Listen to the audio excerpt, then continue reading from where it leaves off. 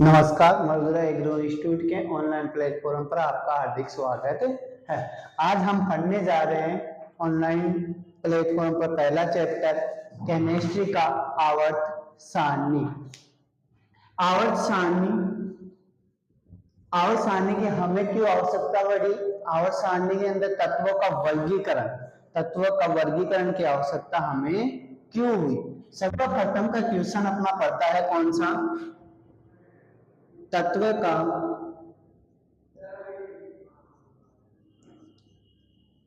वर्गीकरण की आवश्यकता हमें क्यों हुई? मतलब कि आवर्त सारणी बनाने की हमें आवश्यकता क्यों हुई? तत्व के वर्गीकरण की आवश्यकता हम जानते हैं। क्या जानते हैं? हम जानते हैं कि पदार्थ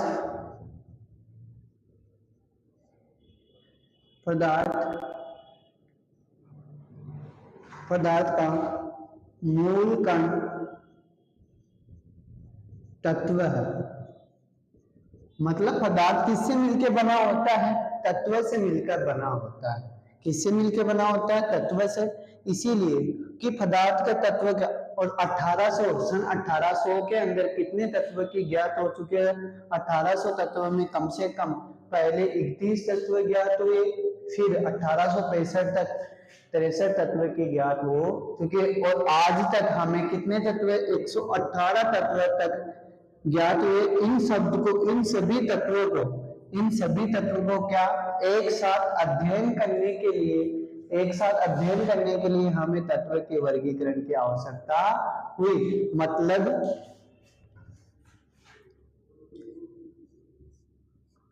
तत्व के सुव्यवस्थित अध्ययन के लिए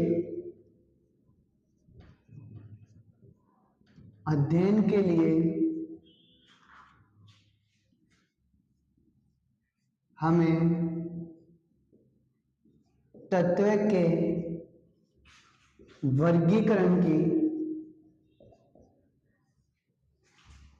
वर्गीकरण की आवश्यकता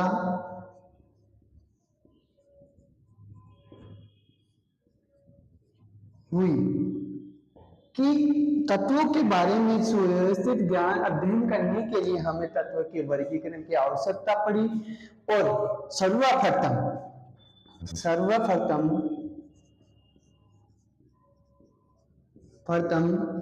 जिसने आवर्ती का नियम दिया, किसने दिया था?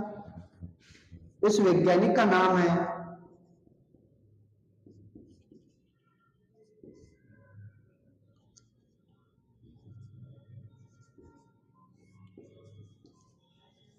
डोबेरेन-त्रिक। किसने दिया? डोबेरेन-त्रिक ने। इसने क्या किया? डोबेरेन-त्रिक ने क्या नियम दिया था? इसने 3-3 समूह के परमाणु बनाए। सर्वप्रथम इसने क्या किया? 3-3 तत्व के क्या बनाए? समूह बनाए। और समूह बनाकर कहा कि इसका जो आवर्ती नियम था, आवर्ती नियम क्या बोलता है कि बीच वाले का द्रव्यमान, इस तत्व के बीच वाले का द्रव्यमान पहले व अंतिम तत्व का औसत द्रव्यमान होता है। क्या होता है बेटा? औसत द्रव्यमान होता है। ये किसने नियम दिया?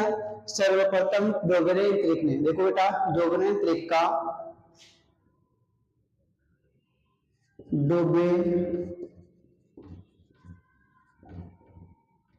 डोबेरेन-त्रिक का नियम। त्रिक ने कहा कि 3-3 तत्व का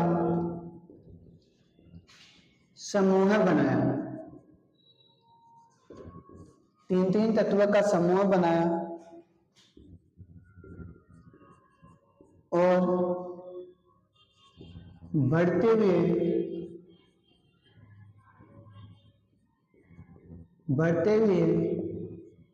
परमाणु भार पर क्या गया? बढ़ते हुए परमाणु भार पर और कहा कि प्रथम व तीसरे तत्व का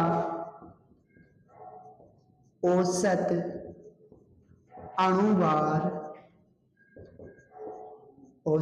अणुभार बीच वाले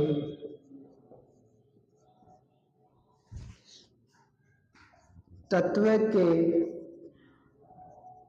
द्रव्यमान के लगभग बराबर होता है। किसने बोला? ये डोबरेन-द्रिक ने बोला कि तीन तत्व का समूह बनाया और कहा कि प्रथम व तीसरे का औसत अनुपात निकालेंगे तो बीच वाले तत्व के द्रव्यमान के बराबर आएंगे। जैसे लिथियम, सोडियम और पोटेशियम। वैसे तो हमें पता है इसका द्रव्यमान 7 होता है, इसका कितना होता है? 23 होता है, इसका कितना होता है? 39 होता है। देखिए डोबरेन-द्रिक ने क्या कहा था? इसका द्रव्यमान का औसत अनुपात निकालेंगे तो बीच वाले तत्व के द्रव्यमान के बराबर आएगा। तो निकाल कर देख लेते हैं औसत। क्या निकालेंगे? औसत अनुपात। और औसत अनुपात का फॉर्मूला हम सब जानते हैं कि टोटल संख्याओं का योग और टोटल संख्या का भाग। तो टोटल संख्या कौन कौन सी? 7 प्लस 39 अपॉन द्रव्यमान कितना आया? 2। तो 39 और 7 जोड़ेंगे तो 46 और 46 में 2 का डिवाइड देंगे तो कितना आएगा? 23। तो देखो बेटा सोडियम का द्रव्यमान भी कितना होता है? 23 होता है और इसका द्रव्यमान भी कितना हुआ?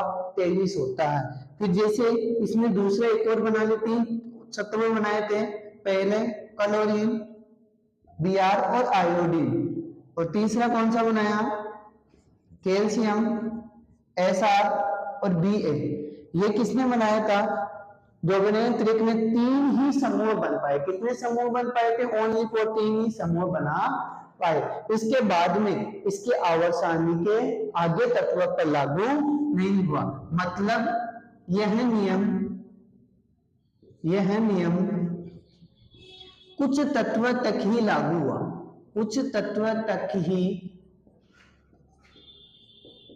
लागू हुआ। इसके अलावा इसके बाद कोई तत्व नहीं बन पाए। 3 समूह ही बन पाए, पहला और दूसरा और तीसरा। ये तीनों समूह के अलावा चौथा समूह नहीं बन पाया। इसीलिए इसकी आवर्त सारणी का दी एंड यहाँ पे हो जाता है। और हम तो कौन केमिस्ट्री के हैं, केमिस्ट्री में तो अपवाद को भी पढ़ना पड़ता है। गलत है, ये गलत है, लेकिन गलत को भी अपन को क्या करना पड़ रहा है? पढ़ना पड़ रहा है। उसके बाद में 1865 के अंदर, किसमें? 1865 में अष्टक नियम आ गया था। कौन सा आ गया था बेटा? 1865 के अंदर अष्टक नियम आ गया। कौन दिया बेटा? अष्टक। और अष्टक नियम क्या बोलता? किसने दिया था? न्यूलैंड्स ने दिया था। किसने दिया था बेटा? न्यूलैंड्स ने दिया था। अब देखते हैं न्यूलैंड्स की अष्टक नियम।